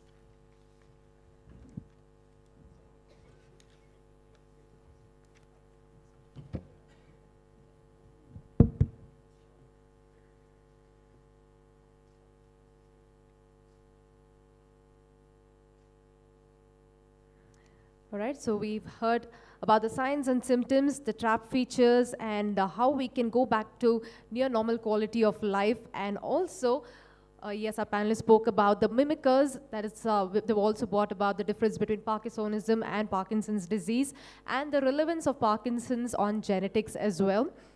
And yes, they've also provided us with knowledge on different therapies that can be used as well, and also how exercise and good diet help in a big way and to improve the quality of life as well. Everybody, once again, can we hear it up to the three gentlemen who joined us on stage? Thank you very much, doctors, and also Dr. Hiranaya. Now we're moving ahead, and let's get into the second aspect, the second panel discussion for the day. Now, yes, we've heard Ms. Kavya speak about it, and we also heard Dr. Manjunath mention about DBS. So yes, we're talking about deep brain stimulation treatment, and yes, we have a set of experts who will be coming up and telling us more about DBS, about the DBS surgery, the challenges in DBS, post-Parkinson's life, and life after DBS as well. So now, firstly, I'd like to welcome on stage Dr. Guru Prasanth L, Senior Consultant Neurology, Manipal Hospital, Yashwantpur. With a big round of applause, Elru Joradon Chappale ondige welcome madonwa. Yes, great. Yes, Dr. Guru Prasanth has completed his MBBS from Vijayanagara Institute of Medical Sciences, Bellary, and MD in Internal Science from St. G.S. Medical College in Chem Hospital. He has also done his DNB in Neurology from Jaslok Hospital, Mumbai. And yes, Dr. Guru Prasanth is a senior consultant at the Columbia Asia Hospital in Yashwantpur, Bangalore, unit of Manipal Hospitals. And he comes with over 16 years of experience in neurology. And Dr. Hosurkar has been a consultant neurologist at Care Institute of Medical Sciences, Hyderabad for 4 years. He was in charge of movement disorders at Care Hospital and was part of various multicentric international clinical drug trials in Parkinson's disease. He was actively involved in teaching programs for DNB trainees in internal medicine and neurology. He's been with Manipal Hospitals, Yashwantpur since 2008 and has been instrumental in developing the comprehensive neurosciences unit at the hospital. He has been certified by the ECMT for DBS Parkinson's disease and movement disorder. His special interests lie in management of Parkinson's disease and other movement disorders. He speaks English, Hindi, and Kannada fluently and has presented papers in various conferences and meetings so far. Everybody, with a big round of applause once again, let's welcome Dr. Guru Prasanth. And up next, can we have on stage Dr. Raghuram G, neurosurgeon and spine surgeon. Dr. Raghuram has completed his MBBS and DNB in neurosurgery. He finished his fellowship and membership in FAAN and fellow in stereotactic and functional neurosurgery from Tokyo. His field of expertise lies in brain tumors, spine surgery, minimally invasive surgery for brain and spine, skull-based surgeries, functional neurosurgery, and surgery for Parkinson's disease and movement disorders. He's a polyglot with an extensive knowledge of 8 languages: Kannada, English, Hindi, Tamil, Malayalam, Telugu, Marathi, and Bengali. He has received various awards during college, including 4 gold medals and the Healthcare Achievers Award from the Times of India. Dr. Raghuram has been a guest speaker in numerous national and international meetings of functional surgery and currently has 2 publications to his name. Everybody, with another big round of applause, let's welcome Dr. Raghuram Ji. Our next panelist, we have, can we ask you to please join us on stage, Dr. Satvik R. Shetty, Consultant Neurosurgery, Manipal Hospital, Old Airport Road. Everybody, can we all put our hands together, everybody? Yes, Dr. Satvik Shetty has completed his MBBS and DNB in neurosurgery. He has done his fellowship in functional neurology from KIMS, Secunderabad. And yes, Dr. Shetty has received advanced training in endoscopic skull-based surgery from Weill Cornell Medical, New York, USA, and deep brain stimulation from Toronto Western Hospital, Canada. Everybody, with another big round of applause, let's welcome Dr. Satvik R. Shetty. And yes, can we have Mr. Prakash to also join us on stage? Mr. Prakash, everybody, please put your hands together and let's welcome Mr. Prakash, who will be joining us in the session, in the DBS session. And we have Dr. Guru Prasanth, who will lead the session with 2 other doctors. Over to you, Dr. Guru Prasanth.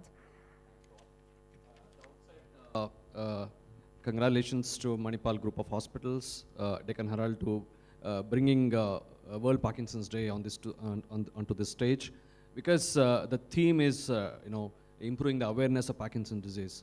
And why do you need awareness? it ultimately comes, no one wants to have any illness, but life is not so simple and not, always. So we need to create this positivity because we all understand that Parkinson's disease is a neurodegenerative disorder. It progresses despite the best of the medical treatment, despite surgical treatment. But, I just want to narrate an instance today. A family walked into my OPD chamber today, and there's been he's been seeing me for last 4-5 years. He had deep brain stimulation surgery in 2019, and he walked in with his daughter, and after the consult, he's doing well. So I said, do you know that today is World Parkinson's Day? So then I gave a smile, yeah, I didn't know that, good. But the daughter said that for us, every day is Parkinson's disease. So I think we need to, give a big, round of applause to the caregivers. I think it be it wives, husbands, children, the near and dears of the patients. I think they carry this thing because, it's easy to give up. But they are the ones who carry this baggage, whatever you say. But I think the positive energy, what they bring about, in carrying this, disease forward, to caring the, affected, it's very important. And India as a society, we usually, we need to give it to our family culture, family, whatever we have been taught about caring the, the elderly and all that. That's very important.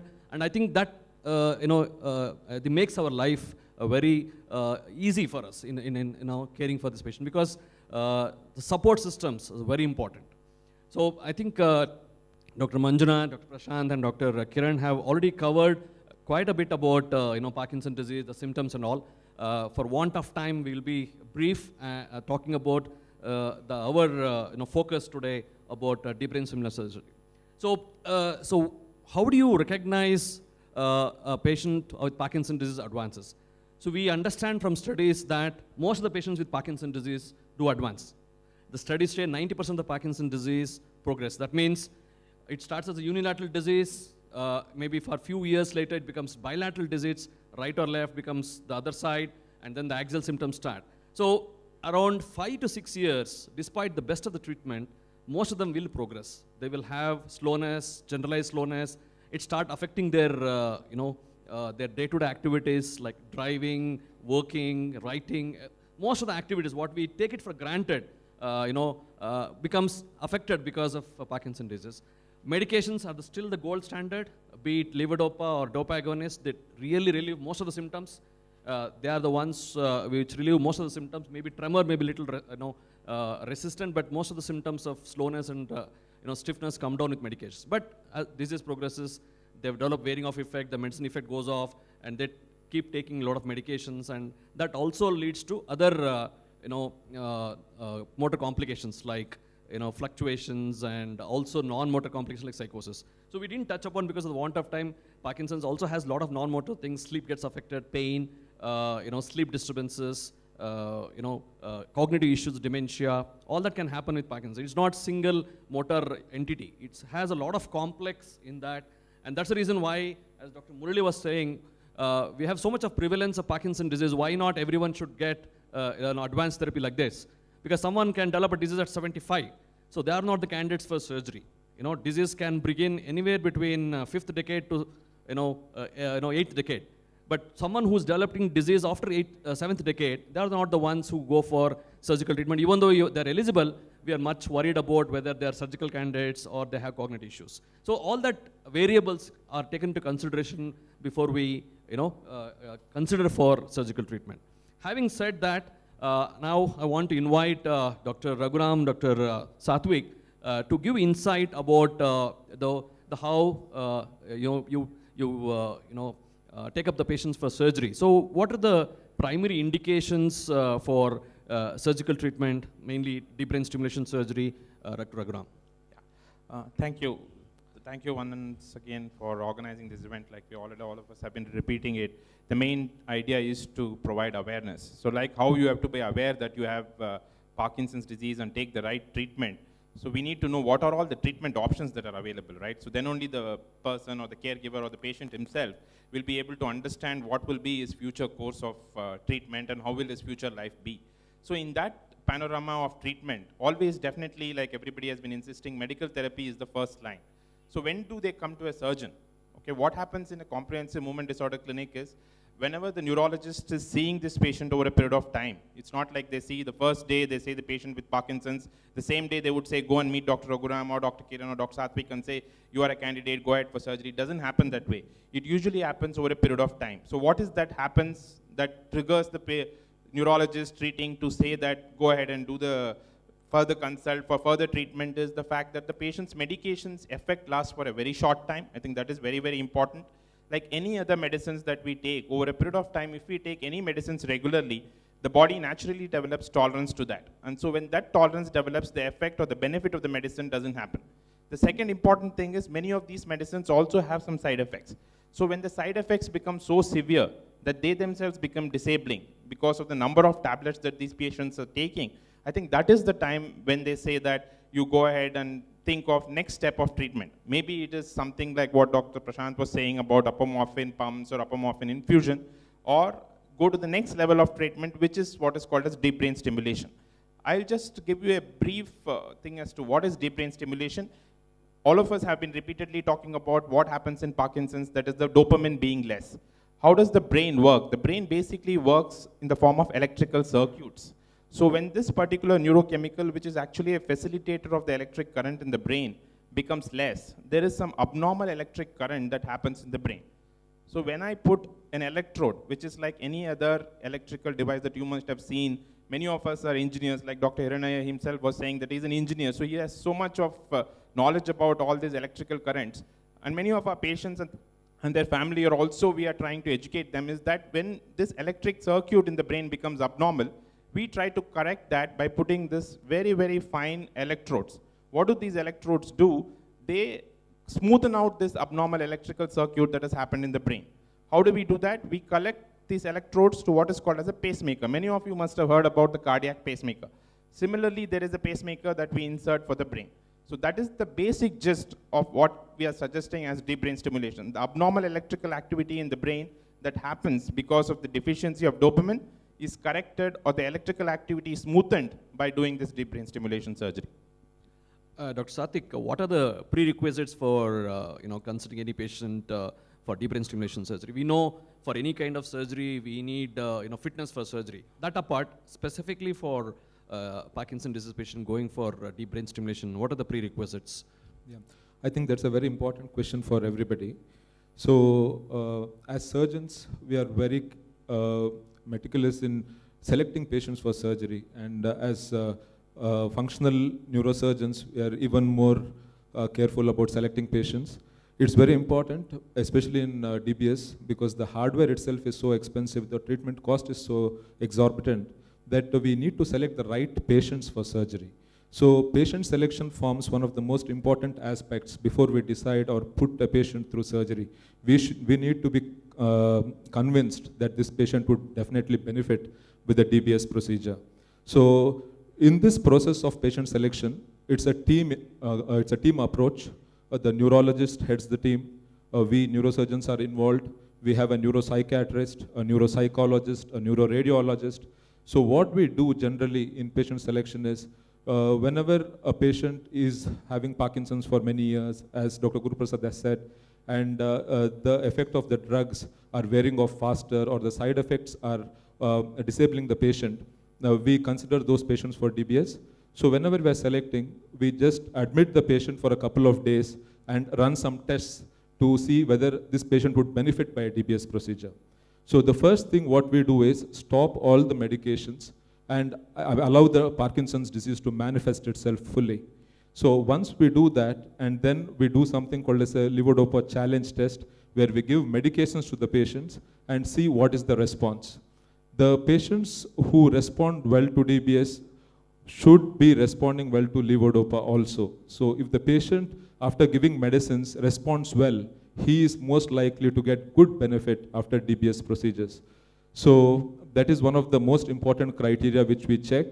Then once we know that he has a good benefit and the levodopa response is very good and is most likely to benefit, then we subject him to an MRI. In an MRI, we see the structures of the brain, how the brain is, whether the nuclei which we are targeting in the brain, these are very small nuclei. So if you take the volume of the brain to be around 1400 cc, these nuclei are around 0.25 to 0.5 cc. So that is the target we are aiming at. And when we do the MRI, we look at these targets because sometimes the brain undergoes so much degeneration that these nuclei atrophy.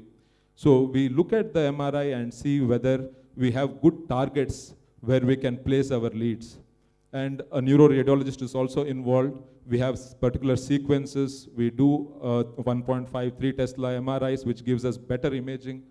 And we can identify this nuclei well. Once we do that, once we know that, okay, imaging is good, we have targets where we can go and put our leads, then we also get a neuropsychologist to see, and also we have to see how is his cognition. So the most important thing is to rule out dementia and depression. So we do not select patients for DBS who are having severe dementia or are in severe depression unless we treat them fully. So a neuropsychiatrist clearance is very important. A neuropsychologist clearance is very important before we consider patients for DBS surgery. Thanks, Dr. Sak. So usually what we do is we wait for first 5 years at least into the disease course so that in the previous panel discussion, we know that some of the Parkinson's plus syndromes, that is atypical Parkinson's, also look exactly like Parkinson's disease. But we need to see the evolution of the disease. First 2 years, they look very similar. They also have tremors, they are slow and all. But there are some very subtle features, but that will get evolved over the time. That's the reason why worldwide the thing is to wait for at least 4 or 5 years and then allow the disease to evolve and then select these patients for Parkinson's disease. And you need to set the goals. For example, someone has refractory tremors. We need to set the goals. What are you offering the surgery for? Not every Parkinson's disease is the same. Every individual is different, Parkinson's disease. Even though there are only 4 or 5 core features, but every patient will have different permutation combination of these symptoms. So we need to set the goals and then put a realistic expectation what you can achieve post surgery. And as we all understand, it's a team effort. Be it the neurologist, who's movement disorder specialist, functional neurosurgeon, but patient and family is the main stakeholder for this type of disease. So I will bring in Dr. C.T. Prakash straight away now. So what the things what went through the mind when you, before that, Dr. C.T. Prakash underwent deep brain stimulation surgery last year in March. There was a little bit, because that was the COVID times, couple of times we had to postpone, some of his family members were affected. So it was a little bit stormy situation, but ultimately went through it. And I want your inputs and what went through your mind when you, went through the surgery, accepted the thing and then went through the surgery. Thanks, Dr. Guru Prasad. The first and foremost thing which I was selected for DBS was all the advanced symptoms was narrated by Dr. Guru Prasad and Dr. Raghuram. And now the first thing about DBS, what I can say is, which I told to Dr. Guru Prasad also, is transforming a human being into a robot. As simple as that. And the difference of a pacemaker which is there in which is implanted is nothing but you can set the device for a current inflow into the body. So when the time came for DBS surgery, I was selected with the advanced symptoms, and then I thought this is the best remedy to go for DBS surgery, where PD warrior will have a lease of life, so that he will be able to lead a normal life. So that's how I was encouraged to go for DBS, and also I went into the Google and came to know about the DBS manufacturers and what all devices are available and all these things. So that is how I went for DBS surgery. And now I'm having a really good life. And I thank, they are like heroes to me, Dr. Guru Prasad and Dr. Raghuram. I thank a lot to them. They have given me a new life. Thank you, Mr. Prakash. Coming back to Dr. Raghuram, in basic language, what are the steps of surgery and what is the duration of the hospital stay and what is it like post-op course? Yeah. So once we decide, we do an extensive counseling session with the patients. So just to understand, this is one of those science fiction kind of movies. So like what Dr. Prakash said, that it turned into a robo. So basically what it means is that are we trying to control his mind? You know, by putting this pacemaker and putting this electrode and trying to alter current in his brain.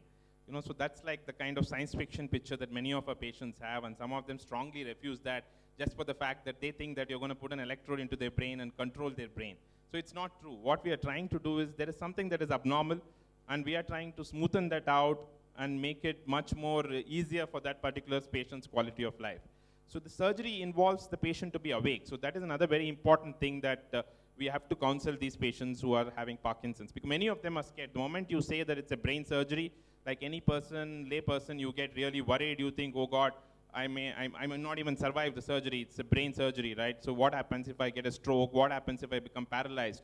So we try to, reassure them and, allay all their fears by explaining to them in detail. So basically, it's a very minimally invasive surgery.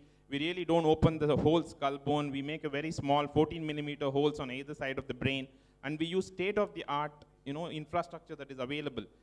So we have a lot of advancement in terms of infrastructure and guidance systems which help us.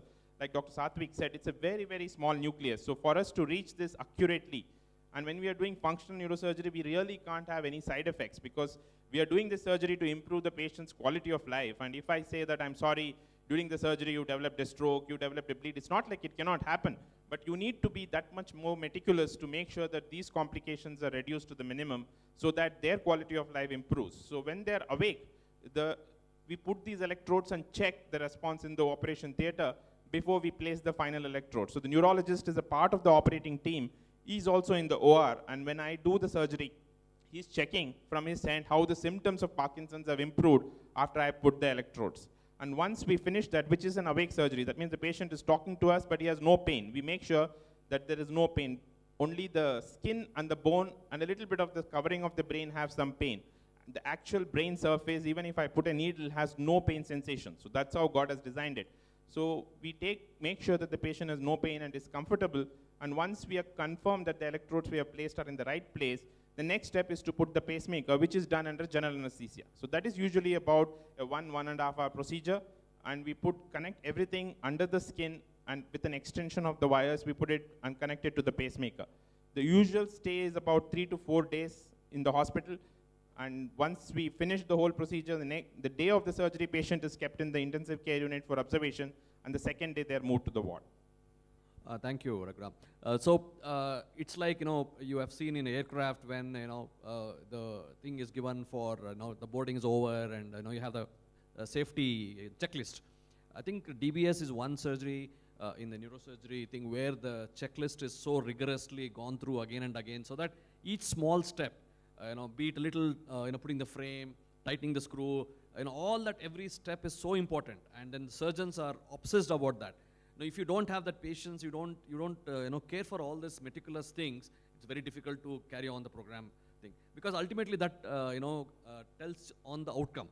The outcomes are better if you do it precisely and you place the lead in thing. Dr. Satvik, what are the possible complications and what is the post-op programming is all about? About DBS itself, there are a lot of challenges with the DBS procedure. So I think one is the technical aspect and the other is the social aspect of DBS itself. So the technical aspects of DBS is, as all of us are telling again and again, that these are very small targets and we need to do it safely, which is very important. So a detailed planning the day before surgery helps us mitigate most of these complications. The common complications which can happen, when I say common, the complications with DBS procedures in centers which do it regularly are less than 1 to 3%. So in 97% of the patients, we are able to do the procedure without any problems.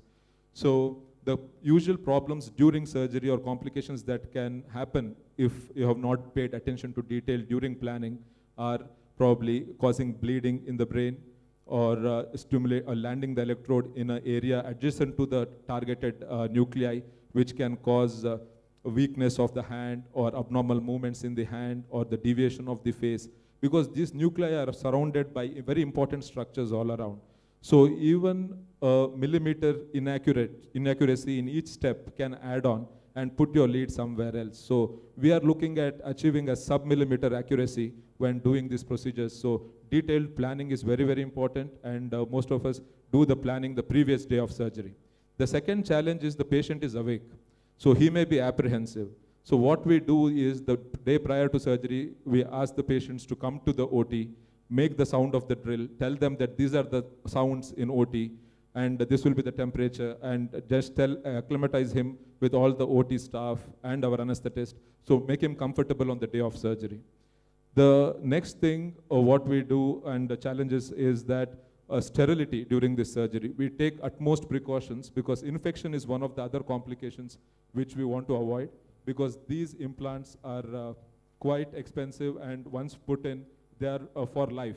So we do not want any infection, skin infection, to be undermining our procedure, and it will be a big disappointment to the patient because he would have had benefited from this DBS procedure, and to get it removed, it is really very disappointing for the patient. So sterility is of utmost importance. That is one more thing which we are very, very stringent about while doing these procedures.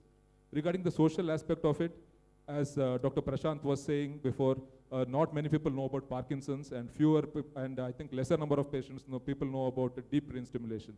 So I think as a society, there is a very urgent need to tell people and make them aware. So awareness is very important regarding the treatment options which are available for Parkinson's. So everybody should be made aware that these treatments are available.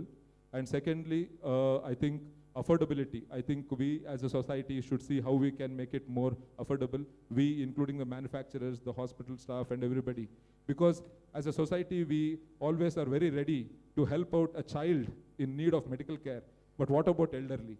Who will take care of elderly? And as a society, we feel, okay, hegu vaisaitu innenu parvagilla. So our elderly are also like that.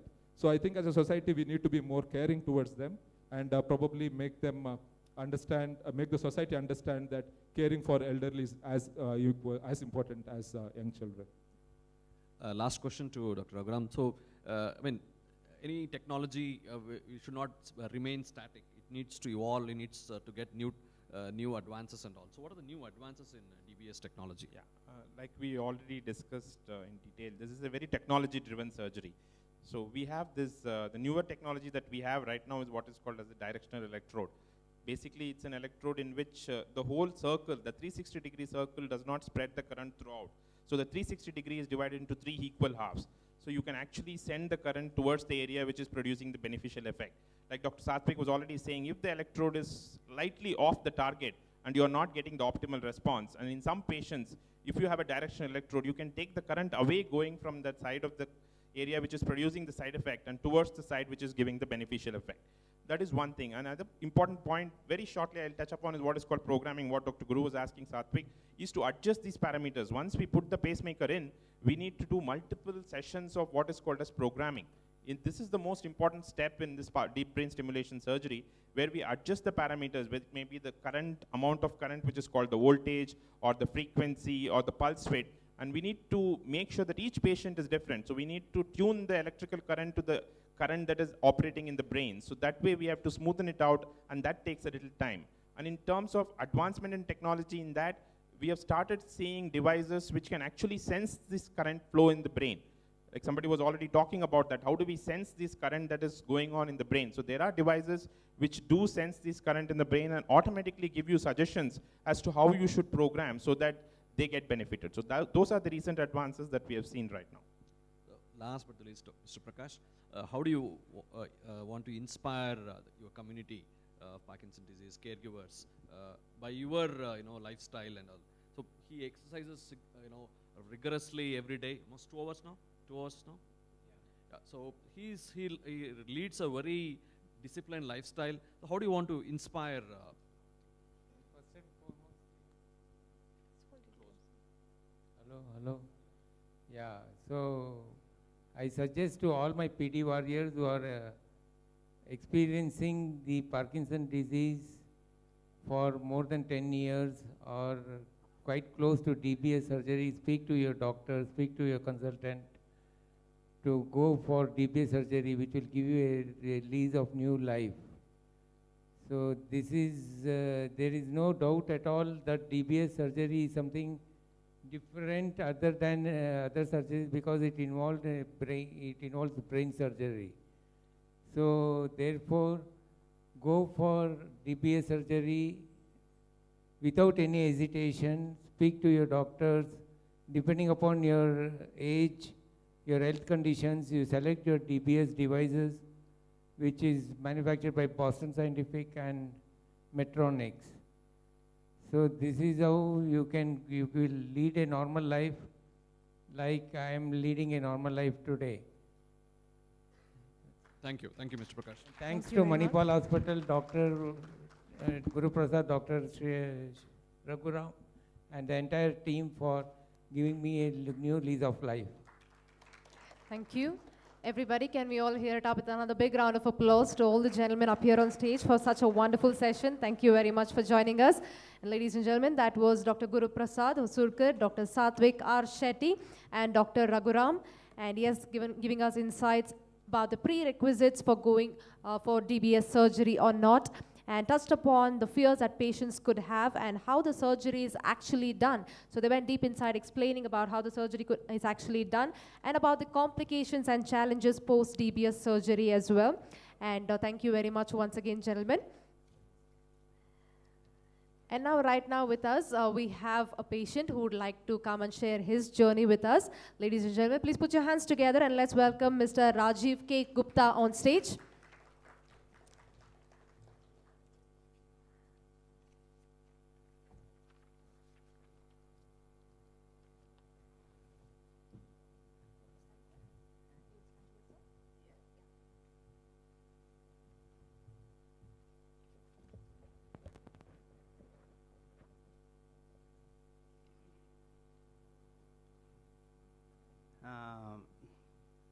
Thank you. Thanks Manipal Hospitals for giving me this opportunity to talk in front of these eminent doctors and fellow warriors. I'm nervous right now. I'm nervous because I feel awkward about my wobbly walk. I'm nervous because I'm aware that my speech modulation is not the same that it used to be. But it's a very strange feeling of being nervous, feeling nervous and feeling assured. Assured because I know that this audience understands. And it is important to be, when you're facing any illness or any situation which makes your general facial expressions and general demeanor also so awkward, you really want to be understood. And that way I must thank Deccan Herald also to be, to help in the cause of this Parkinson's awareness. I mean, to give you a feel of how little is the awareness. When I was told about my Parkinson's, my first reaction was, but I'm not a boxer. I had only heard about Muhammad Ali having Parkinson's earlier. And when I gave this, when I was telling about this diagnosis to an aunt of mine, her reaction was, but Raji, I thought you did not drink. And my wife added fuel to the fire by telling, who says he doesn't drink?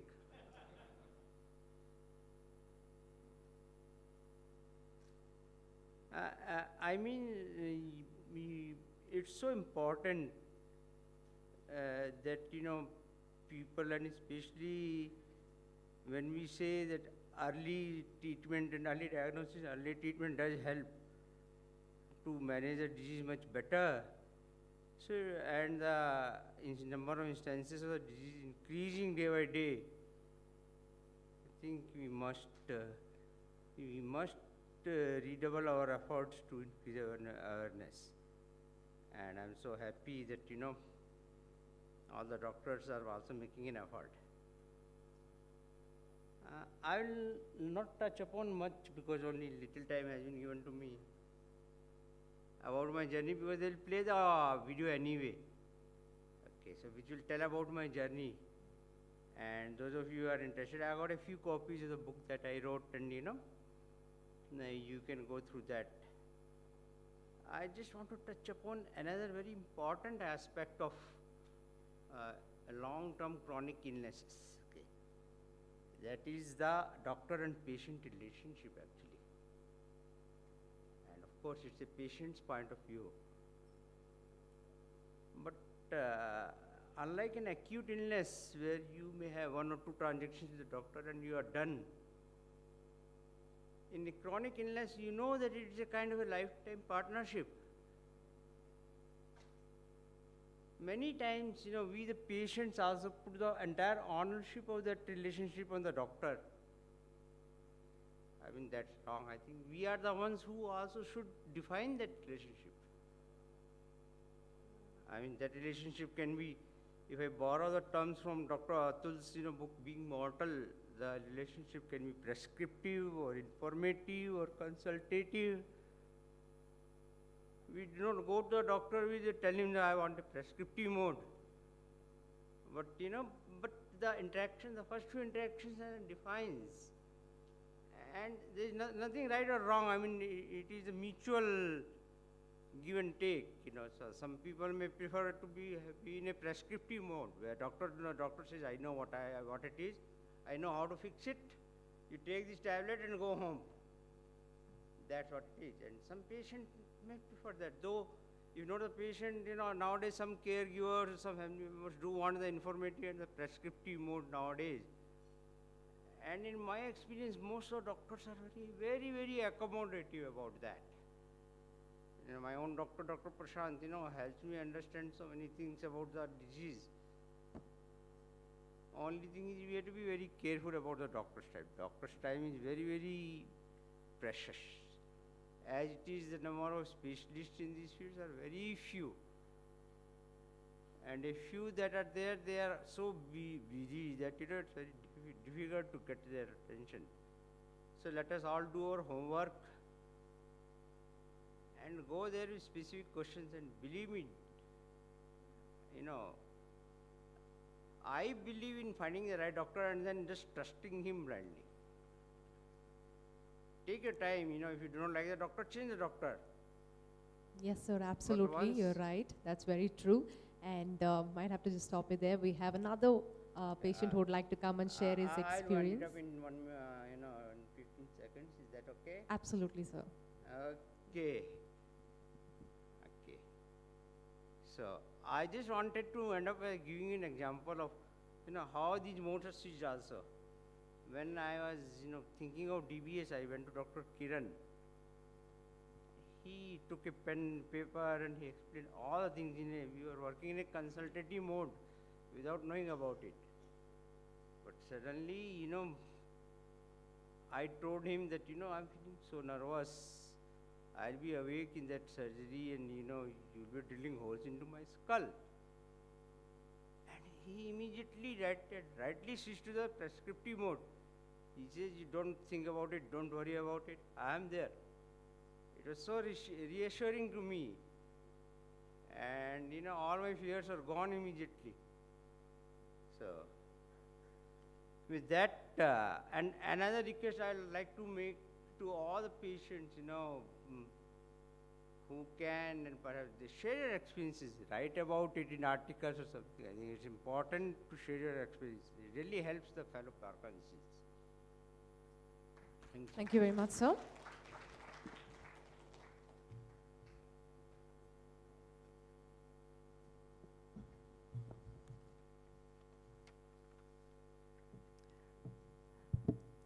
So we're very sure that a lot of patients would like to share their entire journey with all of us, and it's very nice of them, but you know, due to shortage of time, we will have to stop you. And we have one more person. We have Mr. Dipankar here who would like to come forward and share his experience and journey with us. Everybody, can we all put our hands together and let's welcome Mr. Dipankar.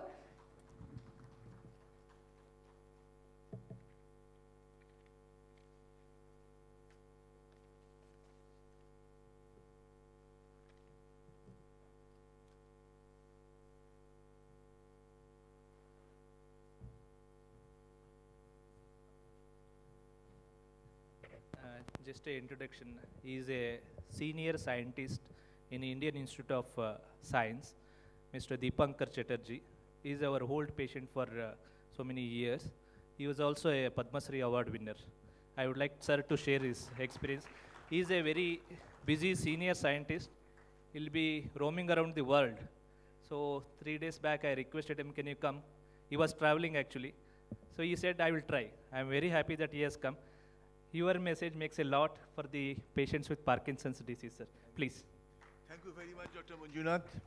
I'm a professor at Indian Institute of Science. I'm 71 years old. And I'm still continuing my job. I have some students. I got Parkinson 1960, about at the age of 18. At the age of 68, about 4 years back. And I went to Manjunath and he started treating me on DOPA.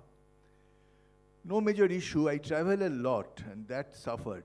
But it so happened COVID came, so 2 years nobody traveled. So it is now again it's starting. My only worry is that I should not fall down in the airport, but I hate to take a wheelchair. But that will make you feel more sick. So I don't know, take a wheelchair and roam around. I have sometime I use a stick if necessary, but I don't usually. And I learned a lot today. So nice program has been arranged. I learned about James Parkinson. I learned about anti-acid. I used a lot of anti-acids once upon a time. Even now. So should I stop it or not? I don't know. I'll scratch the brain of Dr. Manjunath whether anti-acid I should continue. Omeprazole I take. And second thing is that I'm a biochemist. So I went to Google, searched and looked at that heavy use of dopamine. I know the whole pathway now, how it happens. It makes it homocysteine. And my homocysteine level is little high. And homocysteine is a cardiac problem it creates. I have no cardiac problem, but I hope I can survive this. So that's about it. Thank you very much.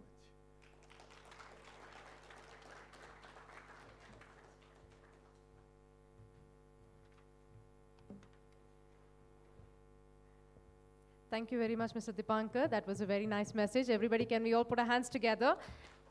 And yes, I'm sure a lot of patients want to come and share their journey with us, but yes, due to shortage of time, it will not be possible today. But yes, those of you who would like to share, please do come forward and reach our team. And yes, we can do this via our social media handles and other stuff as well. So yes, for now, can we have a chief guest to please come forward, Kavya Shah, and also our doctors, our panelists to please come forward for a photo session. Can we have our patients also to please join us for the photo session?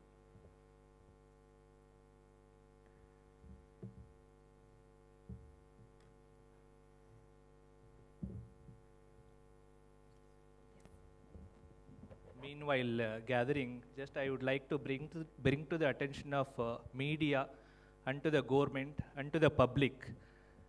Just a word, all the patients can use this income tax deduction. Parkinson's disease is covered under 80DDD.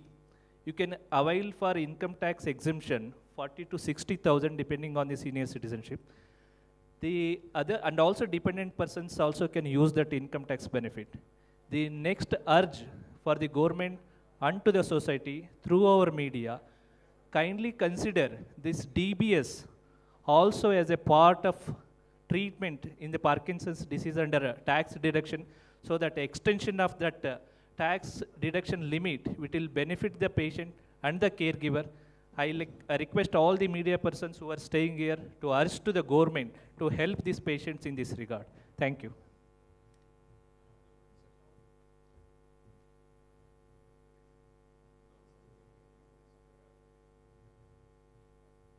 Would request all the neurology colleagues here to come on stage, please.